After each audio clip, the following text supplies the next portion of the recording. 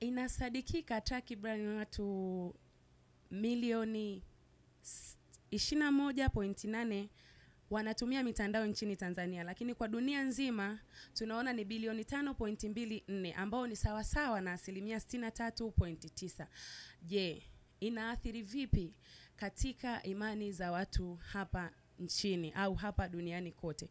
Mimi ni Rebecca Mshungu, utakuwa nami katika kipindi hiki cha Gospel Shift kuanzia mwanzo hadi mwisho. Lakini pia niko na mwenzangu Sabri Salmin. Tutakuwa pamoja kuanzia hapa mpaka mwisho wa kipindi hiki. Na karibu sana. Asante sana. Kitu cha kwanza ambacho natamani kukifahamu, ndio maisha sasa hivi yamebadilika. Sio kama miaka ya nyuma kidogo huko. Kwa karne yetu hapa vitu vingi viko mtandaoni. Watu wengi wanaweka mambo yao huko. Tunasoma sana huko, tunaangalia vitu tofauti tofauti. Natamani kujua mtazamo wako juu ya mitandao kabla tujaingia zaidi kwenye masuala ya kiimani. Mtazamo wako juu ya hii mitandao ya kijamii na mitandao kwa ujumla. Asante sana. Naomba nijitambulishe. Kwa majina naitwa Finiasi Joakimu Munyamunya.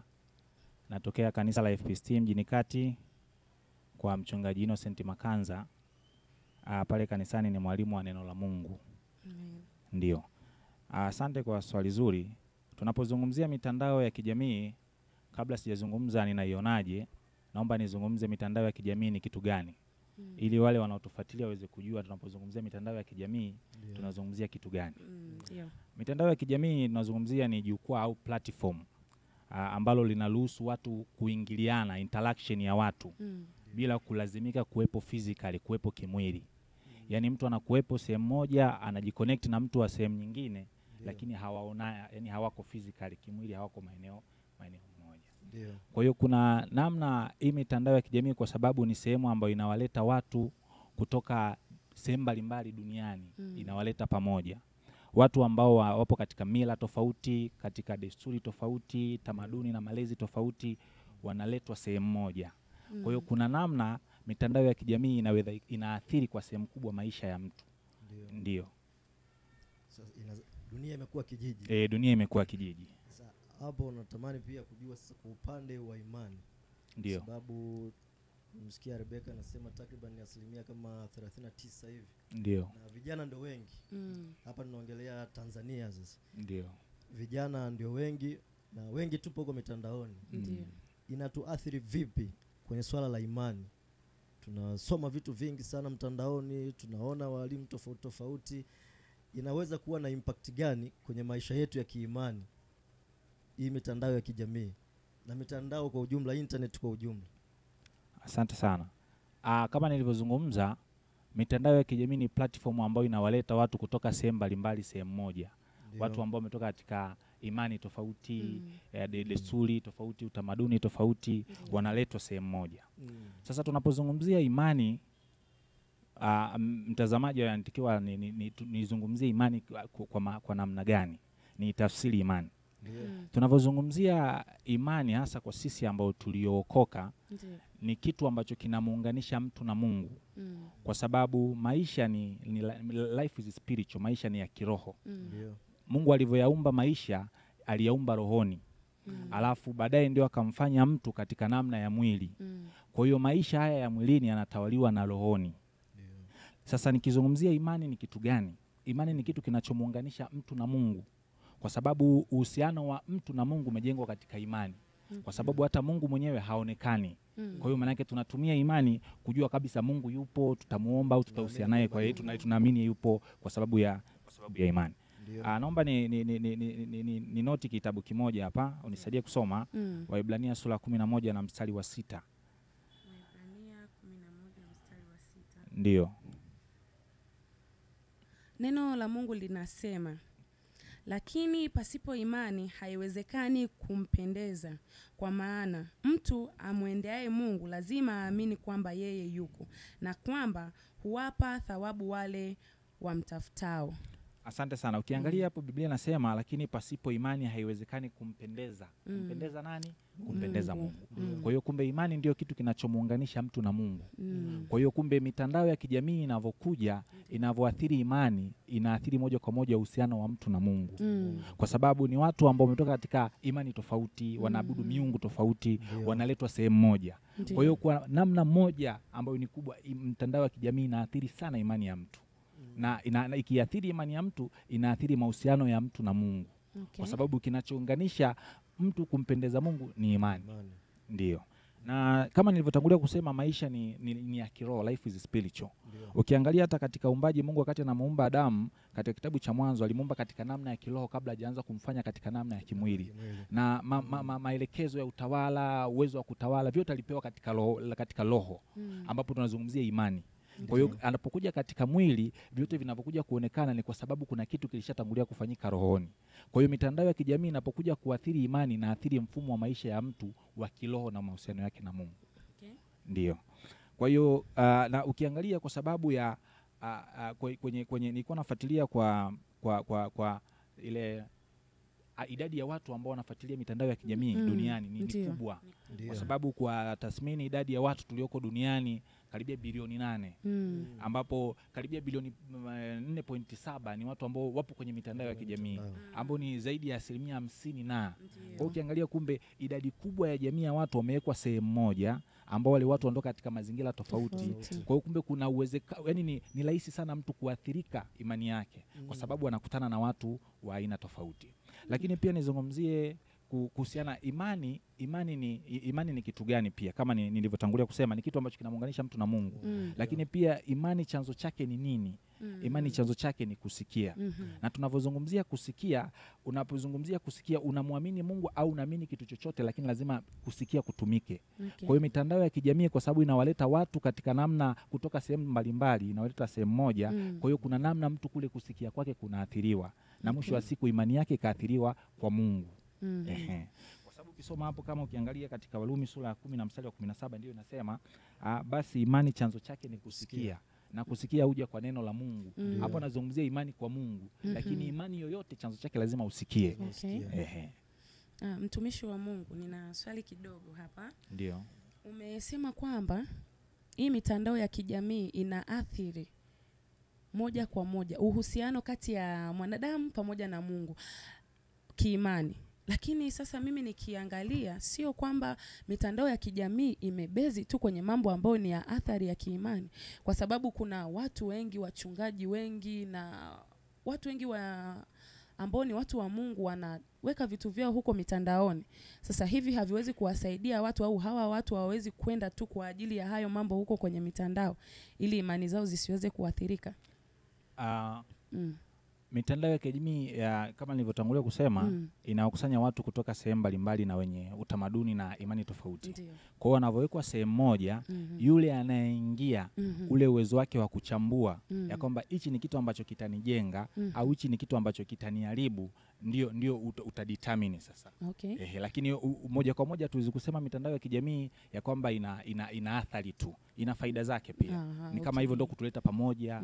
Tutaangalia baadaye faida na hasara za mitandao ya kijamii. Kwa sababu ni watu wanatoka sehemu mbalimbali wamewekwa sehemu moja. Kwa hiyo kuna namna watu wanafaidika na kuna namna watu wanaathirika. Hicho ndio kitu nilitamani kujua. Vijana wengi ndio hapa tunaongelea sana vijana. Sawa. Sababu malika mengine sina imani kama wanashinda sana mtandaoni kama sisi. Sawa. Kuna namna tunayaona maisha ya watu wengine mitandaoni. Na kitu kibaya sana, sijui niseme ni kibaya au ni kizuri, mtandaoni hamna mtu ambaye ana maisha ya chini.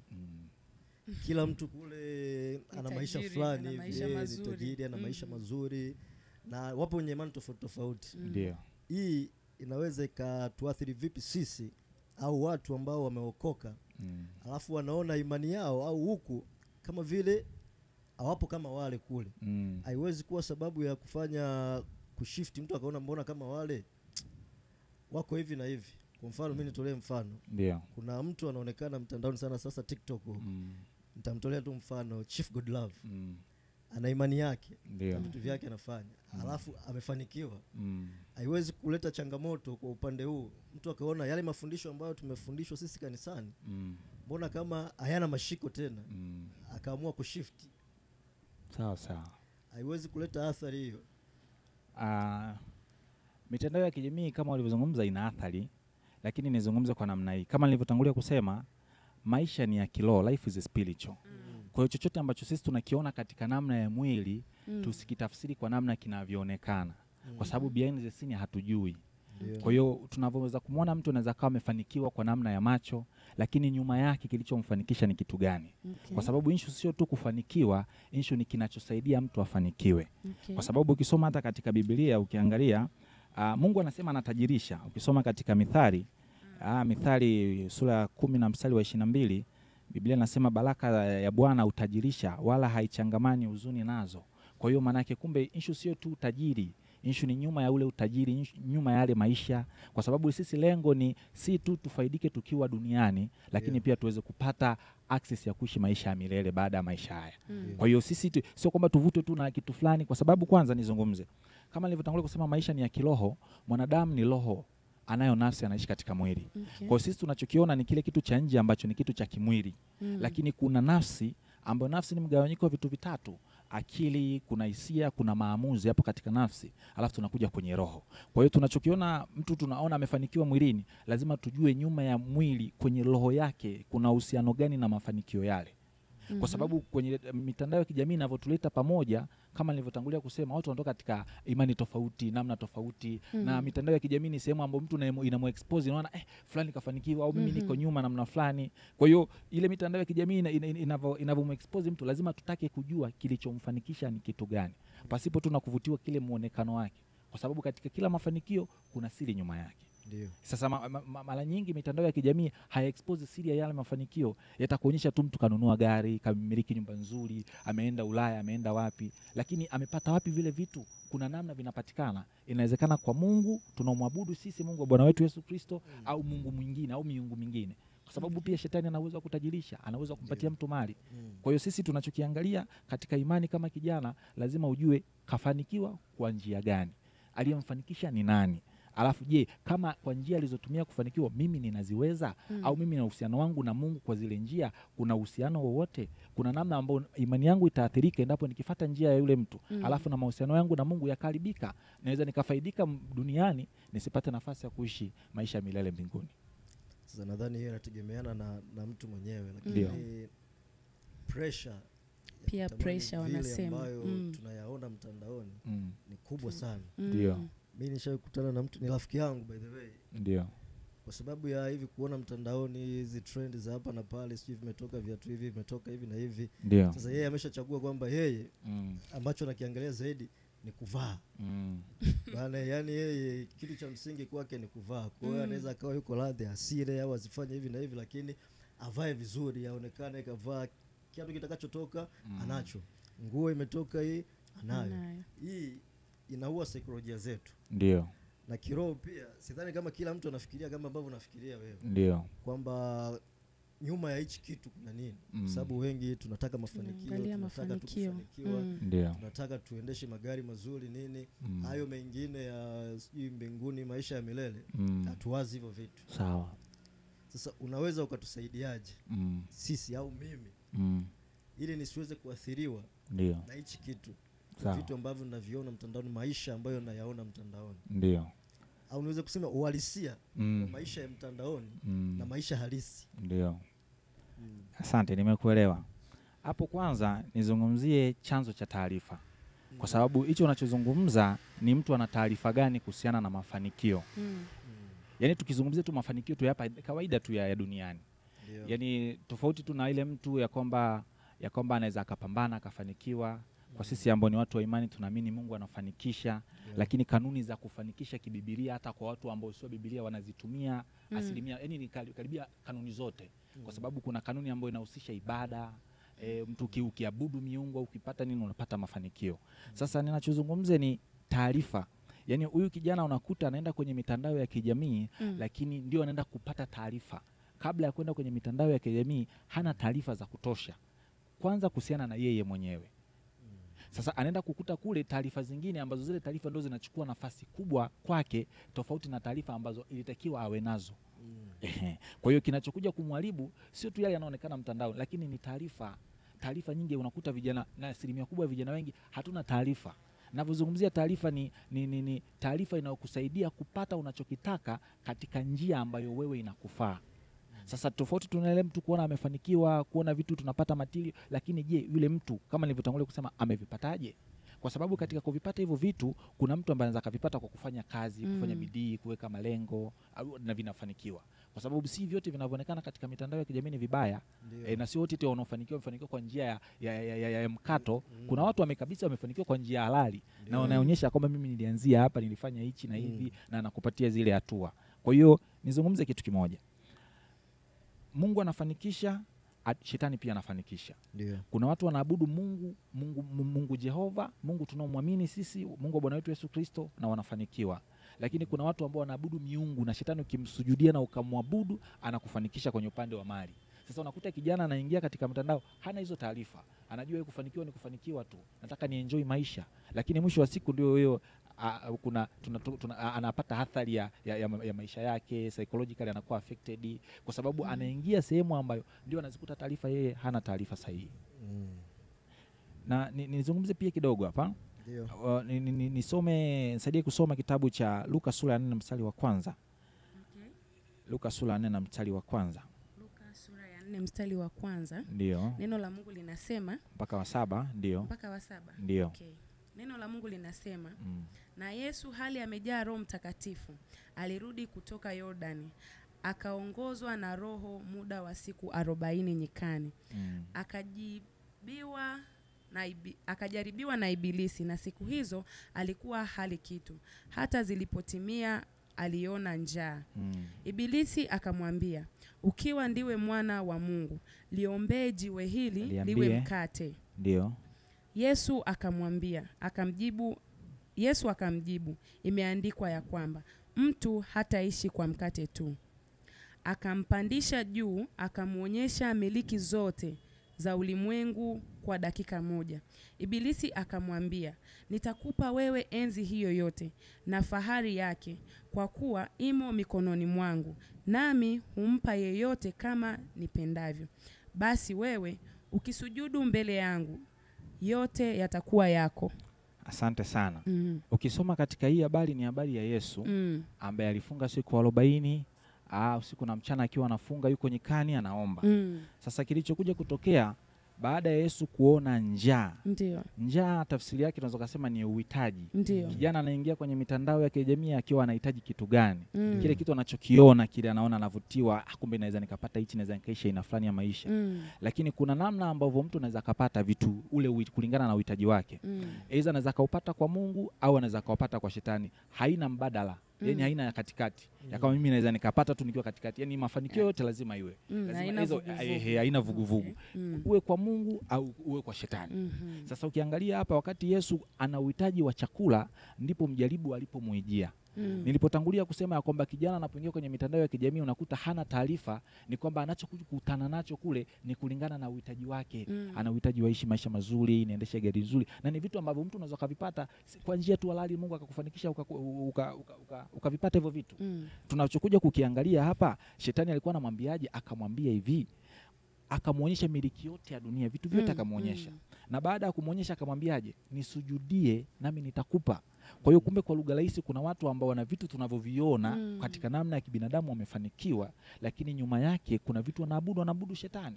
Kwa hiyo issue tu sio kwenye mitandao ya kijamii kuna mtu kafanikiwa na kutamani, lakini lazima ujue aidha ufanikiwe kwa njia ya Mungu au kwa njia ya shetani. Hakuna mbadala wake.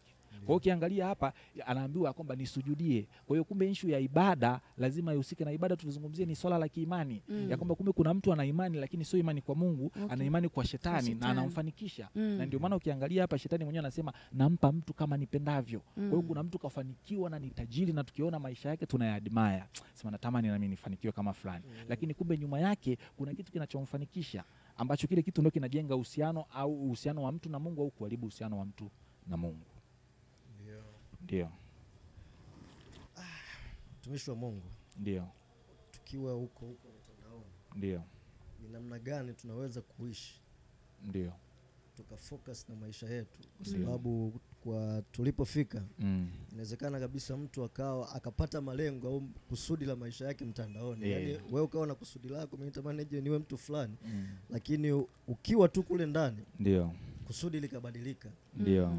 Ghafla ukawa mtu mwingine kabisa, ukaanza kuwaza tofauti kwa sababu mitandao sasa hivi imefikia watu, inawafanya watu waamue maisha yao jinsi yatakavyokuwa. Tunawezaje sasa sisi kufocus na maisha yetu na future zetu bila kuathiriwa na mitandao ya kijamii wakati tukiwa humo ndani ya hiyo mitandao ya kijamii? Ya kwamba mtu kijana anawezaje akaishi katika kufocus na maisha yake, future yake, asiathiriwe na mitandao ya kijamii. Sawa, swali zuri.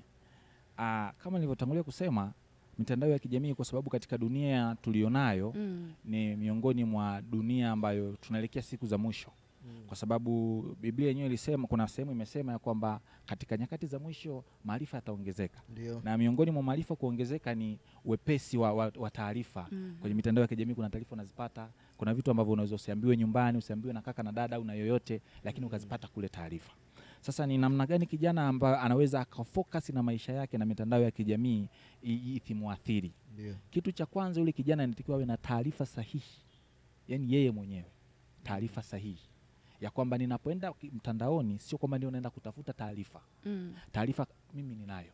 Na taarifa sasa huyu kijana anaipata wapi? Anaipata katika family level. Anaipata katika hali ya familia. Kwa sababu unakuta kijana namna anavyolelewa, makuzi yake, haambiwi. Kuna baadhi ya mambo ambayo inatakiwa aambiwe lakini haambiwi. Kuna namna ambavyo inatakiwa hajitambue na kuyaona maisha kulingana na maelekezo ambayo anapewa. Anakuja kuyaona maisha mtandaoni, ndio anakuja kupata taarifa. Kwa mwisho wa siku ana lose kwanza, unajikuta hana focus. Kwa sababu wanasema ya kwamba usipopanga umepanga kushindwa. Kwa hiyo unakuta yule mtu hana mpango wote, hana focus yote katika maisha. Kwa anapoingia mtandaoni ndio anapata focus. Kumbe unaweza kuishi katika mwelekeo huu bwana. Kumbe maisha yanaweza kawa hivi. Kumbe swala tu la hela unaweza kujitoa tu akili ukafanya vitu namna fulani ukapata tu namna fulani. Kama watu ambao tunaona wanafanya challenge mengi huko wanapata pesa. Kwa hiyo kwa sababu huyu mtu kukosa taarifa sahihi. Taarifa sahihi ni kitu cha msingi sana. Taarifa ndio kinaongoza, kwa sababu na taarifa pia, kumbuka, ndio inakaa kwenye nafsi. Kwa sababu unapozungumzia roho unazungumzia uhusiano wa mtu na Mungu. Nafsi ndio sehemu ya maarifa, unaijaza, una nini, unafanyaje. Alafu nafsi ikishasheheni, ikishakuwa, ndio inakufanyia kupelekea maamuzi ambayo tunayaona mwilini. Sasa taarifa sahihi huyu kijana anazitoa wapi? Kwa sababu ninachojua sasa hivi kwa tulipofika sio kama miaka ya zamani huko, labda wazee wetu unakaa na baba yako na mama yako au baba yako anakuelekeza, bwana kijana wangu kuna hiki, kuna hiki, kuna hiki. Labda ni binti amekaa na mama yake, bwana kuna hiki, kuna hiki mwanangu, fanya hivi, achana na haya, achana na haya. Sasa hivi hata wazazi hawana hiyo. Yaani mtoto anaachwa mtandaoni. Alafu sasa hivi tukitaka kitu tunaenda Google. Yaani tunaiuliza. Taarifa sahihi huyu anazitoa wapi? Sasa hivi ukuta hata mtoto mdogo ana iPad, ana nini, ana Google mwenyewe. Taarifa sahihi huyu mtu anazitoa wapi? Okay. Sawa. Taarifa sahihi huyu mtu anazitoa wapi? Umenikumbusha kitu kimoja. Kuna kitabu nilikuwa nasoma kinahusiana na malezi. Na inasema malezi ni ile kitendo cha kumwandaa mtoto kwenda kuishi mazingira nje ya wewe, yani aweze kusimamia misingi ile uliyomfundisha akiwa mbali na wewe. Kwa hiyo mtu anavyosema kwamba mimi nimemlea mtoto wangu, maana yake awe na uhakika kwamba yule mtoto ana uwezo wa kusimamia kile ambacho amemfundisha wakati akiwa mbali naye. Hapo ndo nasema umelea. Ndio. Sasa tunakuja hapa kwa sababu mambo mengi hayaharibiki katika ukubwa, yani hayaharibiki juu. Mambo mengi yanaharibia katika msingi. Kwa sababu ya mitandao na maisha yamebadilika, kuona jikuta ile desturi ambayo ilikuwepo na ambayo inatakiwa iwepo, ambayo ndio kibiblia zaidi. Mungu alikuwa anamwambia Musa kwamba watoto wenu mwafundishe wakati wa chakula. Yani kuna mazingira ambayo mtoto anatakiwa afundishwe, akae anajua kwamba kuna namna fulani ya kuenenda, ambapo akiingia kwenye mtandao, kwa sababu tukumbuke mtandao haukufuati. Yaani mtandao unaofuata. Na ukiwa unaofuata maana yake ujue unachokifuata ni kitu gani. Kwa sababu ulikuwa na taarifa mapema, kitu unachokifuata ni kulingana na kile unachokitaka kukifahamu. Kwa sababu kwenye mitandao ya kijamii kuna aina ya vitu vingi. Tuseme ni vyote, kwa sababu ni vyote. Kwa hiyo ni wewe tu kupakua. Unaenda unapakua ya kwamba unataka kitu gani. Kwa hiyo sasa hizi taarifa mtu anazipatia wapi? Anazipata katika family level, ambao ni swala ambalo linaweza likaonekana sasa hivi mtoto unaweza kumlea, lakini tunatengeneza dunia ambayo miaka ngapi mbele baadaye tutakuwa na kizazi ambacho yani baadaye mtandao ndio auendesha, mtandao ndio unamuendesha kwa sababu ya kukosekana kwa hizo taarifa. Na sasa hivi malezi hamna kwa asilimia kubwa. Wazazi wanashinda makazini na watoto wanakaa boarding. Yani sasa hapo watoto tunawasaidiaje? Ni sawa. Kwa sababu hata katika hatua ya malezi haimaanishi kwamba mtoto utakuwa naye masaa yote.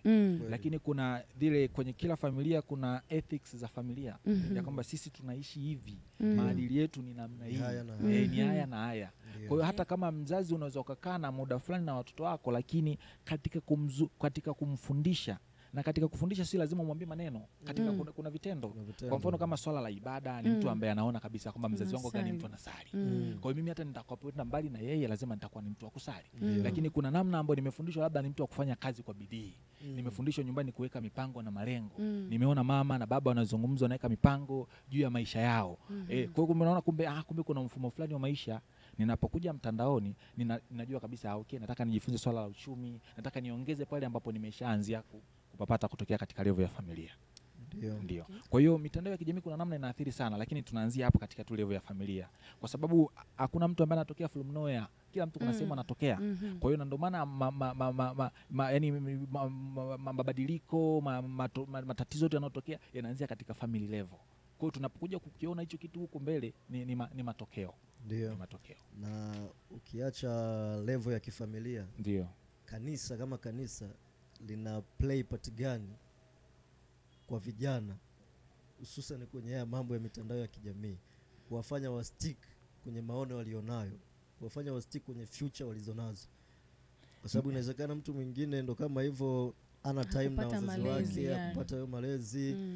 Kanisa linamsaidiaje huyu mtu? Sawa. Swali zuri. Kwa upande wa kanisa kwanza asilimia kubwa limebezi katika mambo ya kiroho. Kanisa ndio limebezi mambo ya kiroho. Lakini kanisa ni sehemu au ni sehemu ambayo utawapata watu kwa urahisi pasipo kuwaalika. Yaani ni watu lazima waupate. Kwa hiyo kanisa ni sehemu ambayo wanamtaji watu. Yaani mtaji wa watu tunao kabisa tayari. Kwa hiyo kama kanisa, kama taasisi au sehemu ambayo watu wanakusanyika, lazima iwe na mpango mkakati wa mafundisho ya wale watu. Kwa sababu kama ulivyosema kwamba kuna mwingine kulingana tu na malezi ya kifamilia hajapata nafasi ya kukaa na wazazi, lakini mtu atapata nafasi ya kulelewa kanisani. Kwa hiyo katika kulelewa kanisani sio tu tunaijenga roho yake, lakini tunaijenga nafsi yake kwa maarifa na taarifa sahihi. Kwa hiyo kanisa lazima liwe na mpango mkakati.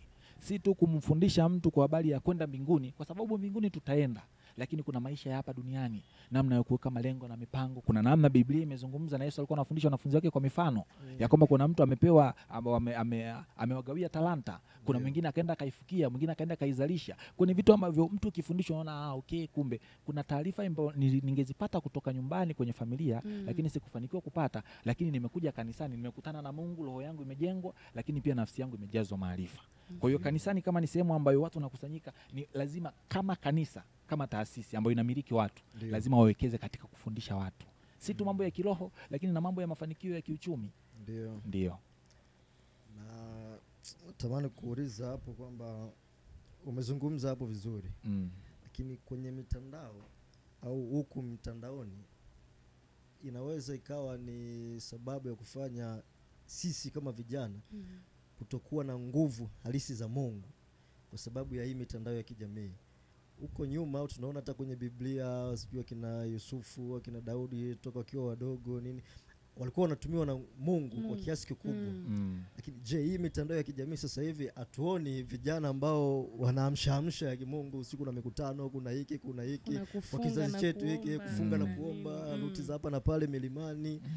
Muda mwingi unatumika ni mtandaoni. Mtu yupo tu na simu yake, anaweza kukaa masaa 3 au 4, yupo na peluzi na hamna kitu cha msingi anachokifanya. Yaani ni kuscroll tu, kufanya hivi, anaangalia hiki na hiki, lakini kupata time ya kusoma Biblia au ya kufunga na kuomba haipo. Hii mitandao ya kijamii inaweza kufanya pia ndio inatuathiri kwamba hatuna nguvu za Mungu leo hii. Kwa sehemu ni sawa kabisa. Mitandao ya kijamii ina athari kwa sababu katika dunia tuliopo haiepukiki. Yaani hakuna namna mtu ambavyo unaweza kaishi nje ya mitandao ya kijamii. Ndiyo. Kwa sababu mitandao ya kijamii inaturahisishia kuwasiliana na mtu aliyoko mbali, una ndugu yako atakutumia picha. Namna mawasiliano imekuwa ni rahisi sana. Wengine wanafanya biashara, wengine wanafanya biashara, Ndiyo. watu wanapata kazi, watu wanapata ajira, kuna na vitu vya namna hiyo. Ndiyo. Kwa hiyo hakuna namna katika maisha sasa hivi tutaepuka mitandao. Ya kwamba mimi naweza nikaishi nje ya mitandao. Hamna. Nikakaa tu hivi. Kaina kakibata nikakiswaswadu. Yaani inakuwa ni ngumu. Kwa sababu mambo yamebadilika na dunia imerahisishwa, imekuwa kijiji. Sasa kuna mitandao ya kijamii kama tunavyoona, nilivyotangulia kusema, maisha ni ya kiroho. Yaani maisha tusiyatafsiri tu kwa namna hii. Mitandao ya kijamii vile vitu ambavyo unaenda kuvipakua mule, nyuma yake vinakuwa na nia. Yaani kuna kitu ambacho inalenga, kuna roho ambayo inalenga. Miongoni tu mwa mambo athari nyingi tofauti na upotevu wa muda, lakini mtu kuna namna anaweza akaathiriwa kisaikolojia, akaathiriwa kihisia tu kwa sababu tu ya mitandao tu ya kijamii. Kwa hiyo kuna namna ambayo mitandao ya kijamii inaathiri maisha ya mtu. Inaathiri maisha ya mtu moja kwa moja. Lakini pia ina uwezo wa kujenga maisha ya mtu. Ya kwamba mtu kulingana na kitu anachokifuatilia, kama ni mambo ya kiimani, kwa sababu inakutanisha watu kutoka sehemu mbalimbali, mila tofauti, namna tofauti, imani tofauti. Kwa hiyo kuna watu wa imani yako, wewe unaona kabisa ninafuatilia. Wewe ni mwanafunzi, mambo ya masomo unafuatilia. Nataka ni apply kazi unafuatilia. Kwa hiyo kuna namna ile mitandao ya kijamii inaweza ikanyonya ile hali ya kiroho ya mtu, ikaathiri moja kwa moja. Akawa mtupu kabisa, kama ni kwenda kanisani anaenda tu anarudi, mahusiano yake na Mungu yakapungua. Kwa nini? Kwa sababu tunapozungumzia mitandao ya kijamii ni kitu ambacho unakipatia muda mwingi, kwa asilimia kubwa inaweza kuwa unakiabudu. Unakipatia kitu muda mwingi unakiabudu. Kwa hiyo inaweza ikawa ni ibada, unaifanya tu mtandaoni. Mtu mahusiano yake na Mungu asiwe na fellowship, naweza nikasali tu hata mtandaoni. Wakati Biblia imehamasisha kwamba ni vizuri kukusanyika sehemu moja kufanya ibada. Kwani na yeye yenyewe ni kosa kwa Mungu kwamba kuna mtu ameamua tu kanisa lake liko wapi, yeye yupo Mwanza huko? Hapana, of course ni kosa. Kwa sababu kuna baadhi ya huduma utakayohitaji inatakiwa upo physically. Kwa sababu mitandao ya kijamii haitukutanishi physically. Ndio. Si umeelewa? Kwa hiyo kuna huduma ambazo unatakiwa uzipate kutoka kwa mchungaji wa kanisa la sehemu ambayo unasali. Kwa hiyo sasa wewe unasali, wewe uko hapa, mchungaji wako yuko Nigeria, ukihitaji huduma ya kiuchungaji utaenda Nigeria au utampigia simu, wakati kuna vitu vinahitaji tunahitaji watu tuwepo physically. Kwa hiyo kuna namna ambavyo ina negative impact hiyo. Hatuwezi kusema tu mtu bana mimi naenda zangu baadaye nakuja kusali tu mtandaoni, hapana. Kwa sababu ya huduma zingine lazima uwepo mahali husika ili uweze kuhudumiwa. Na hii inaweza ikaondoa ile nguvu ya baba wa kiroho. Ninachojua kwamba kwa kanisani ndio kila mtu ana baba yake wa kiroho, ndio. Lakini mwingine akaamua kuchagua baba yake wa kiroho yuko tuseme Nigeria. Kwa hiyo inaweza ikawa inaua nguvu ya baba wa kiroho, na ikawa na athari pia kwa maisha ya huyu mtu, kwa sababu hana mahusiano mazuri na babake wa kiroho. Kwa sababu kuna baraka pia ambazo Mungu anaachilia kutokana na baba ambaye unamwamini, uko naye physical. Anaachilia baraka pale kwa sababu baba yako ana mahusiano na Mungu na yeye amemweka chini yako kwa ajili ya wewe uweze kupata kitu kutoka kwake. Kwa hiyo unapoachilia baraka, maana yake zile baraka unazipata moja kwa moja. Tukiwa hapo ndio mtandaoni bana, mafundisho ni mengi, ndio. Walimu ni wengi pia siku hizi, kila mtu anafundisha kitu chake. Huyu anaweza kaibuka na issue ya kutoa, huyu anaibuka na issue hii, huyu anaibuka na issue hii. Tumwamini yupi? Au hii haiwezi kuleta mkanganyiko. Kanisani kwenu na misingi ya imani yenu ni hii na hii. Unafundishwa kitu hiki na hiki. Ukija na huku unafundishwa tena kitu kingine. Haiwezi kufanya kuleta hata uasi ndani ya kanisa, ukamwona hata mchungaji wako kama hafai. Sometimes unaweza ukajikuta sasa labda wewe unajua zaidi, ukamwona hata mchungaji wako kuna mahali anapungua. Ndio.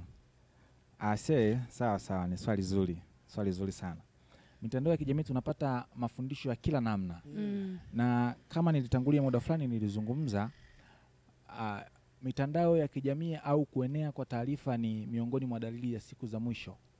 Ambapo Yesu alizungumza katika Mathayo sura ya 24 mstari wa 3 mpaka wa 12. Ukisoma pale inazungumzia taarifa kusambaa namna fulani ya uhasi.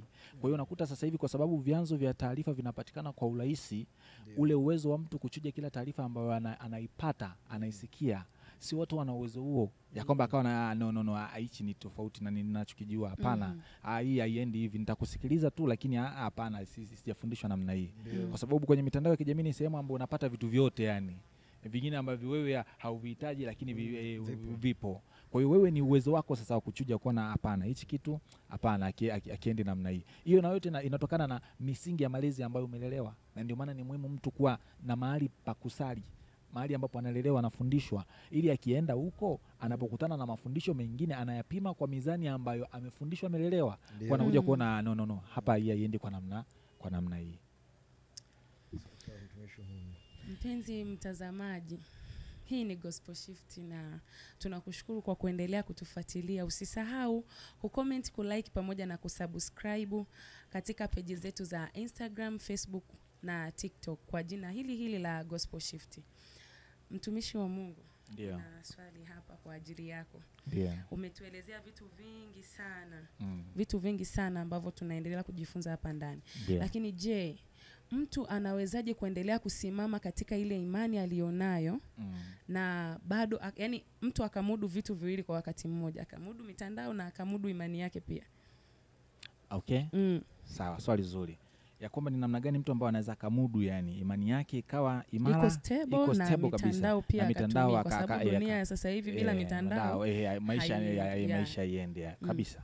Sasa hapo ni namna gani mtu anajengwa katika msingi gani? Tunavyozungumzia swala la kiimani, msingi wake ni neno la Mungu.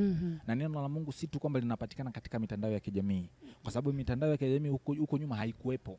Imekuja tu ni kwa sababu ya maendeleo ya teknolojia na sayansi, ndio maana naleta mitandao ya kijamii. Lakini neno la Mungu lilikuwepo kutoka enzi na enzi. Neno la Mungu ndio Mungu mwenyewe. Kwa hiyo tunapozungumzia mtu kuwa na standard ya imani yake iweze kuwa standby, ya kama mtu bana nimesimamia imani yangu hii. Lakini pia hata kwenye mitandao ya kijamii uko sawa, siwe na interact na vitu nafuatilia na namna hii, lakini imani yangu haiathiriwi. Ni kwa sababu ya msingi wa neno la Mungu. Kwa hiyo mtu inatakiwa aweke msingi wa neno la Mungu. Ngoja nizungumzie kitu kimoja. Yesu alitoa mfano, alisema hivi: mtu ambaye analisikiliza neno lake na kulifanyia kazi ni sawa na mtu ambaye amejenga nyumba yake kwenye mwamba. Ya kwamba upepo ukaja, dhoruba ikaja, lakini hakuna kilichotetelesha ile nyumba. Kwa sababu gani? Ya misingi. Dhoruba au vyote vinavyotokea ndio sawa na mitandao ya kijamii. Unapata taarifa mbalimbali, unaona maisha tofauti, lakini wewe msingi wako upo wapi? Kama msingi wako upo kwenye neno la Mungu, hakuna kitakachokutoa. Kwa maana yake nitakuwa kwenye neno la Mungu, lakini pia na maisha ya mitandaoni nitafuatilia. Okay. Ndio. Asante sana kwa kutuelezea vizuri hapo. Lakini pia kuna swali lingine. Ndio.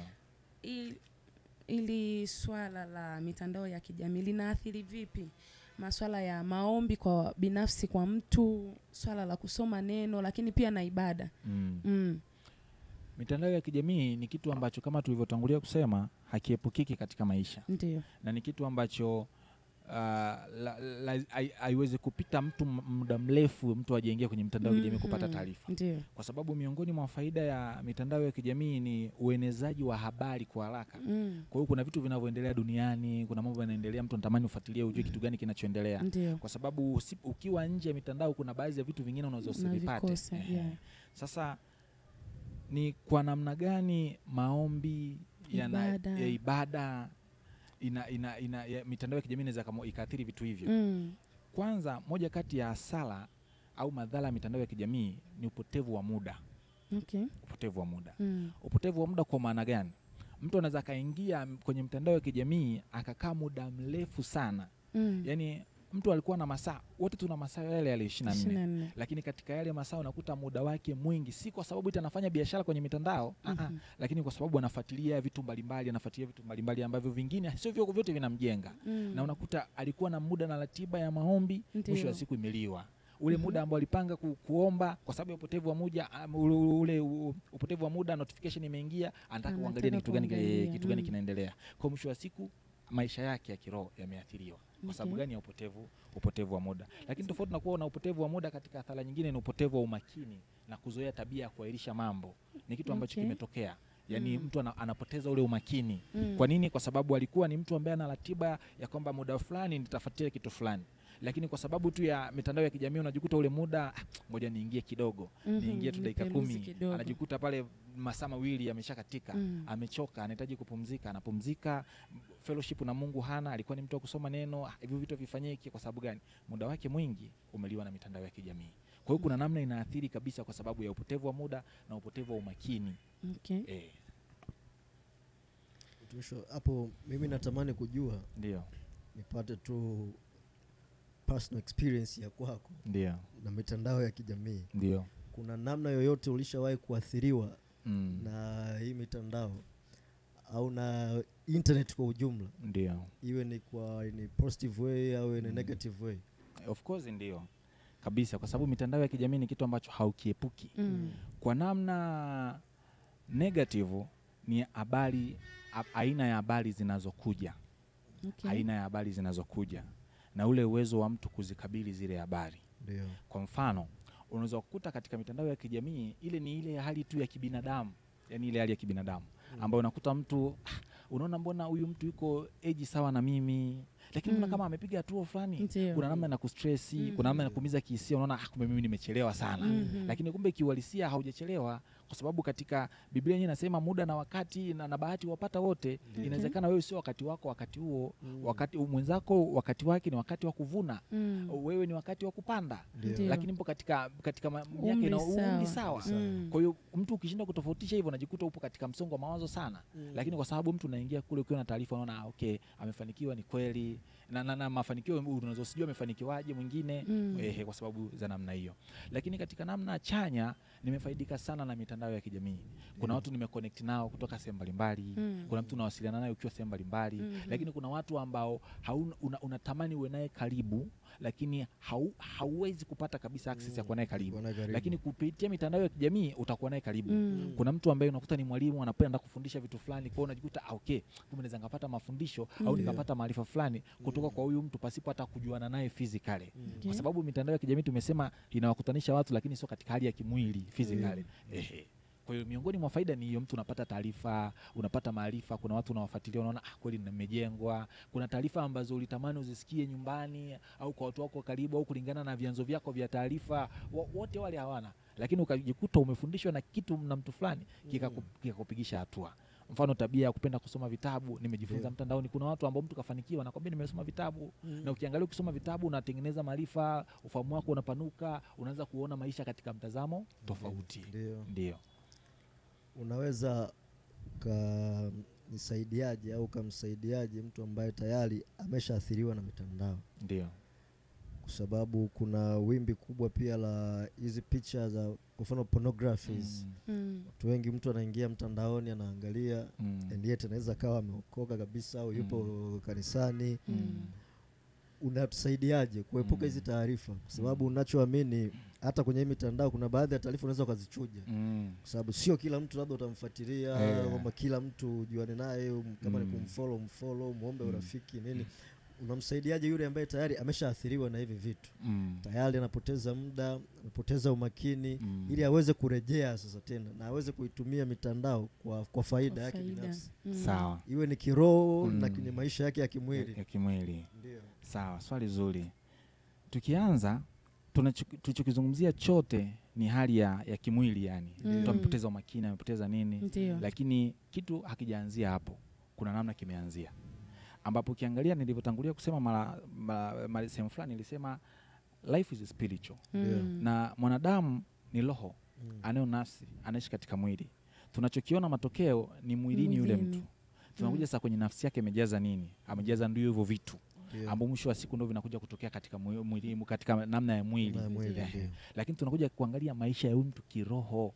Kwa sababu roho ikiwa na nguvu, Biblia yenyewe inasema mwenende kwa roho na amtazitimiza tamaa za mwili. Kwa hiyo kumbe huyu mtu rohoni anatakiwa awe na nguvu.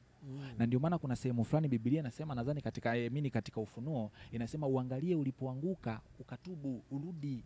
Kwa hiyo unakuta huyu mtu kama maisha yake ya kiroho yalidhoofika tu sehemu fulani, ni rahisi sana mwili kuwa na nguvu na nafsi yake kuweza kufuata yale mambo ya mwilini. Kwa hiyo namna kumsaidia kijana ni kuanza kujikagua, je, maisha yake ya kiroho yakoje? Ni kitu gani mitandao ya kijamii imekula nafasi yake, muda wake na Mungu, hali ya maombi? Kijana alikuwa busy na mambo ya Mungu na nini, lakini kwa sababu tu ya mitandao ya kijamii, mwisho wa siku vile vitu anaacha kuvifanya. Kwa hiyo anaathiriwa moja kwa moja. Kitu kinachomwathiri ni mitandao ya kijamii. Kwa namna gani? Kwenye nafsi yake na mwili wake, lakini rohoni huyu mtu ni mtupu. Kwa hiyo namna ya kuanza kujijenga kijana ni kuanzia rohoni, kurudisha mahusiano yako na Mungu, Kama ni mtu ambaye haujaokoka, ulikuwa umeokoka ukarudi nyuma, unarejea kwa Mungu, unatubu, unasawazisha na Mungu, unaanza kujenga mambo ya rohoni. Mambo ya rohoni ni mambo ya ibada. Ulikuwa ni mtu wa kufunga na kuomba ili kushinda mwili, unaudhoofisha mwili ili usiwake tamaa na namna ile. Ulikuwa ni mtu wa ibada na kusoma neno, unarudi katika misingi hiyo. Mwisho wa siku una empower roho yako, alafu mwili na nafsi vinafuata roho. Kwa hiyo mitandao haitaweza tena kukupelekesha. Kwa hiyo ni kuangalia ulipoanguka na kurudi. Kwa namna gani kuboresha maisha ya roho. Aitumieje sasa mitandao hii? Kwa sababu hatuwezi kuiepuka. Okay. Baada ya kurudi hapo ndio mtu ule uwezo wa kuchuja, kwa sababu roho ikiwa na nguvu ndio inapelekea maamuzi katika mwili. Anachagua hichi, anaona hichi. Na ukiwa ni mtu ambaye ulikuwa na tabia hizo, ukarudi ukaanza kujijenga katika namna ya kiroho, hata unapokuja kule kuna vitu vitakuja ambavyo zamani vilikuwa vinakushinda, lakini sasa hivi utavishinda. Kwa nini? Kwa sababu ulimeshatangulia mbele ya muda ya kwamba mimi nimerudi tena rohoni, nina nguvu. Vile vitu ambavyo vingenivutia sasa hivi havinivutii tena. Kwa sababu gani? Nimeutiisha mwili kwa kutumia maisha yangu ya rohoni. Kwa hata ukiviona havitakustress tena. Umeshapata taarifa mpya, umeanza kujifunza vitu vingine, unaona kabisa okay, kumbe mimi hata kama sijafanikiwa kwa wakati huu, naweza nikafanikiwa kwa wakati mwingine. Lakini Mungu pia ndio anaofanikisha. Kuna uwezekano labda muda mwingine sikufanikiwa si kwa sababu Mungu hakutaka afanikiwe, lakini kwa sababu ya uchache wa maarifa niliyokuwa nayo. Unapata fedha, Mungu anakupatia fedha ambayo ni mbegu, wewe unaitumia kama chakula. Kwa sababu ni vitu pia ambavyo mtu anatakiwa afundishwe ya kwamba wakati Mungu anakupatia fedha ni kuna mbegu na chakula. Ukila yote umekula na mbegu. Kwa mwisho wa siku hauwezi kuona mafanikio. Unaweza kuona kuna mtu mwingine kafanikiwa, ni kweli inaweza kuwa ni yule mtu anasali lakini haamini shetani, anaamini tu Mungu, lakini kuna watu wengine wako very smart. Ni mtu ambaye anajua mipango, namna ya kusevu, namna ya kuwekeza, ni vitu ambavyo vinafundisha na vipo mitandaoni. Kwa hiyo mtu baada ya kuwa ameweka nguvu zake zote katika namna ya kiroho, amejiboresha, anapokuja mwilini vitu vingi anavishinda. Kwa mwisho wa siku ana uwezo wa kuendelea na maisha. Swali tu la mwisho natamani kuuliza, ndio impact ya mitandao kwa ujumla au mtandao kwa kanisa ni ipi? Safi sana, swali zuri. Naomba tusome Matendo sura ya 1 na mstari wa 8. Matendo ya Mitume sura ya 1 na mstari wa 8. Neno la Mungu linasema, ndio, lakini mtapokea nguvu akiisha kuajilia kwenu yule Roho Mtakatifu, nanyi mtakuwa mashahidi wangu katika Yerusalemu na katika Uyahudi wote na Samaria na hata mwisho wa nchi. Asante sana. Ukisoma hapa, haya ni maneno ambayo tunayafahamu. Yesu alikuwa anawapatia maelekezo wanafunzi wake ya kwamba mwende mkakae sehemu fulani, ya kwamba atawajilia Roho Mtakatifu. Akishawajilia Roho Mtakatifu mtaanza kueneza habari njema, habari ya Injili. Lakini mtaanzia wapi? Mtaanzia Yerusalemu, mtaenda Samaria, alafu mtaenda mpaka mwisho wa nchi. Kwani mwisho wa nchi ni wapi? Tukijiuliza mwisho wa nchi ni wapi? Mwisho wa nchi inaweza isiwe ni sehemu physically, lakini ni eneo ambalo unatakiwa ufike, lakini kuna uwezekano usipate nafasi ya kufika, lakini Injili inatakiwa ifike. Sasa mitandao ya kijamii kwa sababu ni sehemu ambayo inatuleta dunia nzima sehemu moja. Kwa hiyo inarahisisha sana ueneaji wa Injili. Kwa hiyo ueneaji wa Injili unakuwa mwepesi sana zama hizi tofauti na zama zilizopita. Kwa sababu lazima ukitaka kwenda nchi fulani lazima uende physically. Lakini sasa hivi tu hapa unakuta kuna watazamaji wetu wanatufuatilia kutoka nchi mbalimbali. Kwa hiyo mwisho wa siku tunaweza tukawahubiria na habari ya Injili ikaenea. Na ndio maana Mungu alisema kwamba mtaenda mpaka mwisho wa nchi. Sio wote ambao tunaweza kupata nafasi ya kwenda. Lakini leo kupitia mitandao ya kijamii ukazungumzia, ukaposti habari za Mungu, mwingine akaona kumbe amezungumza kitu, kwa sababu kile unachokizungumza ni roho, na Roho Mtakatifu akakitumia hicho kumgusa mtu na kubadilisha maisha yake. Mtu yuko nchi zingine huko ambapo yamkini Injili kwenda physically inaweza isiwezekane kulingana na masharti na vigezo vya nchi husika. Lakini namna tunafikaje? Kutumia mitandao ya kijamii. Kwa hiyo Injili inaenea kwa upesi sana kupitia mitandao ya kijamii. Sasa hivi sisi tunafuatiliwa na watazamaji wetu kutoka sehemu mbalimbali.